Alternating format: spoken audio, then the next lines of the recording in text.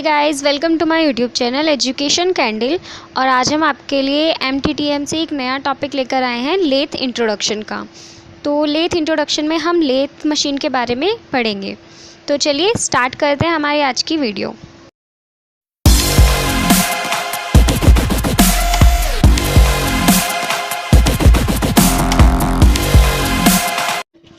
Lathe machine के बारे में हम सभी जानते ही हैं कि ये एक ऐसी मशीन है जिस पे हम काफ़ी सारे ऑपरेशंस कर सकते हैं, लाइक ड्रिलिंग, बोरिंग, नर्लिंग। ये सब ऑपरेशन इस एक ही मशीन पे किए जा सकते हैं।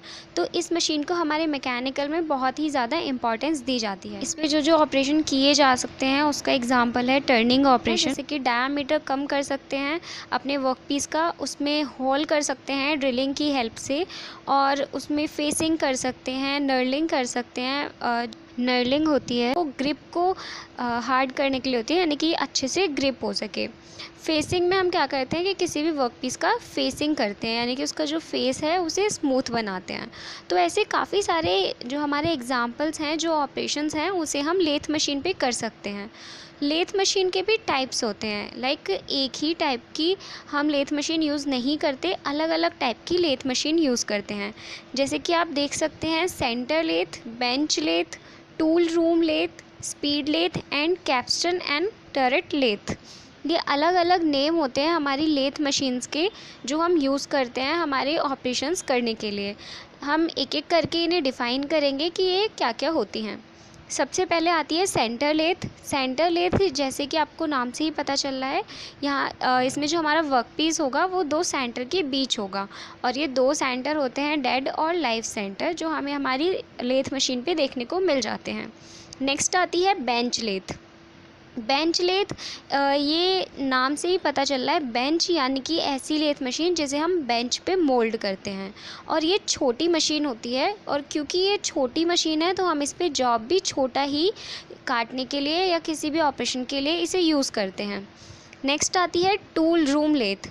टूल रूम लेथ का मतलब ये है कि ये बेंच से बड़ी होती है, यानी कि ये मीडियम साइज़ की लेथ मशीन है जिस पे हम अच्छे से काम कर सकते हैं, और ये हमें बेंच वाइज के कंपैरिजन में अगर देखें तो हमें एक्यूरेसी देती है और जल्दी काम कर लेती है। बेंच जो हमारी लेथ है, बेंच लेथ, उसमें हम सिर्फ एक ऑपरेशन कर सकते हैं, जबकि हमारे टूल रूम लेथ पे हम एक से ज़्यादा ऑपरेशन कर सकते हैं। नेक्स्ट आती है स्पीड लेथ। स्पीड लेथ का मतलब होता है स्पीड, यानी कि ऐसी लेथ मशीन जिसके लिए हमें ज़्यादा स्पीड की ज़रूरत हो।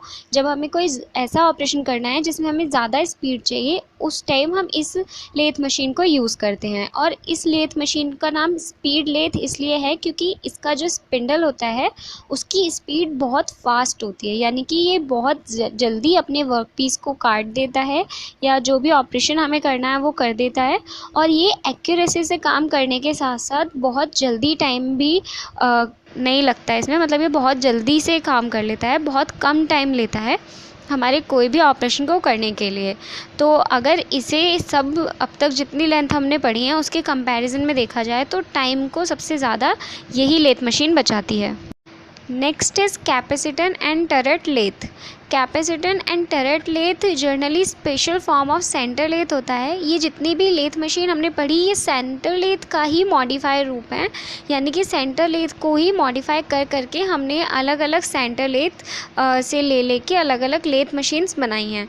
तो ये भी उसका एक स्पेशल फॉर्म है, क्योंकि ये टाइम को भी बचाती है, और हम इसे सेमी ऑटोमेटिक लेथ मशीन भी कहते हैं, और इसे मास प्रोडक्शन के लिए यूज़ किया जाता है, टर्रेट और कैपेसिटर लेथ को। अगर आपसे ये पूछा जाए तो ये इसका एक बहुत ही अच्छा हमें डिफरेंशिएट करने को मिलता है कि इसे मास प्रोडक्शन के लिए यूज़ किया जाता है, और इसे सेमी ऑटोमेटिक लेथ भी कहा जाता है, कैपेसिटर एंड टर्रेट लेथ को। नेक्स्ट आती है ऑटोमेटिक लेथ। ऑटोमेटिक लेथ का एग्जांपल है CNC machine. CNC machine normally आपको मशीन शॉप के वर्कशॉप में देखने को मिल जाएंगी, जो कि फुल्ली ऑपरेटर की ज़रूरत नहीं होती, वो ऑटोमेटिक होती हैं।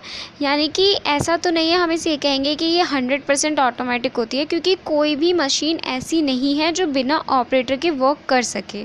ऑटोमेटिक लेथ खुद वर्क करती है, बट उसमें भी हमें ऑपरेटर की ज़रूरत पड़ती है डाटा एंट्री के लिए। यानी कि आपको कितना जो भी ऑपरेशन करना है, लाइक अगर आपको नर्लिंग करनी है तो आपको कितना कम करना है, इसके लिए भी आपको ऑपरेटर की ज़रूरत पड़ेगी ताकि वो उसमें सब कुछ पहले सेट कर सके। तो इसलिए कोई भी मशीन ऐसी है ही नहीं जो बिना ऑपरेटर के काम कर सके। बस ऐसी मशीन तो है जिसमें आपको पूरे टाइम वहाँ खड़े होके इस पे नज़र नहीं रखनी पड़ती, बट आपको स्टार्टिंग में आके सारा डाटा एंट्री करनी होती है और बाकी वो अपना फुल वर्क करके आपको दे देती है, और वो भी बहुत ही कम टाइम में। तो ये है ऑटोमेटिक लेथ मशीन। अब आप लोगों के मन में ये भी आ रहा होगा कि जब सेंटर लेथ मशीन पे सारे ऑपरेशन किए जा सकते हैं तो हमें अलग अलग लेथ मशीन बनाने की ज़रूरत क्यों पड़ी। तो इसका आंसर आपके पास खुद है, क्योंकि आप देख सकते हैं या आप खुद भी सोचिए कि अगर आपको सिर्फ आप ऐसी कंपनी में हैं जहाँ सिर्फ एक ही वर्क किया जाता है, यानी कि अगर आप ऐसी कंपनी में जाएँ जहाँ सिर्फ ड्रिलिंग ही होती है, तो वहाँ आप लेथ मशीन को रख के क्या करेंगे। लेथ मशीन पे हम सारे ऑपरेशन कर सकते हैं, लगभग सारे ऑपरेशन कर सकते हैं, बट जहाँ हमें सारे ऑपरेशन की ज़रूरत ही नहीं है, जहाँ हमें सिर्फ एक ही ऑपरेशन की ज़रूरत है या एक से ज़्यादा 2 ऑपरेशन की ज़रूरत है, तो वहाँ हम सेंटर लेथ को रख के क्या करेंगे। इसीलिए हमने टाइप्स ऑफ सेंटर, जिससे कि हम अलग अलग वर्क के लिए अलग अलग लेथ को यूज़ कर सकें। और इसका सेकंड हम ये भी देख सकते हैं रीज़न कि हमें अलग अलग लेथ बनाने की ज़रूरत क्यों पड़ी, क्योंकि अगर आप देखेंगे कि जो हमारे शिप होते हैं, जो पानी के जहाज़ होते हैं, वहाँ पे भी हमें ये सब वर्क की ज़रूरत पड़ती है। तो ऐसे में सेंटर लेथ बहुत हैवी हो जाती है, तो उसके लिए हमें अगर उसका वेट कम करना है तो उसके लिए भी हमें अलग लेथ की ज़रूरत पड़ेगी। इसीलिए हमने अलग अलग लेथ बनाई, जैसे कि बेंच लेथ हल्की होती है और इस पे हम एक ऑपरेशन बहुत इजीली कर सकते हैं। तो इसीलिए हमने अलग अलग लेथ्स बनाई हैं जिससे कि हम अलग अलग जगह इनका यूज़ कर सकें। तो ये थे टाइप्स ऑफ लेथ और लेथ का इंट्रोडक्शन। आई होप कि ये वीडियो आपको अच्छे से समझ आया होगा, लेकिन अभी भी अगर आपके मन में कोई भी डाउट हो तो आप कमेंट बॉक्स में कमेंट ज़रूर करें, और अगर आपको वीडियो अच्छा लगे तो इसे लाइक, शेयर और चैनल को सब्सक्राइब करना ना भूलें।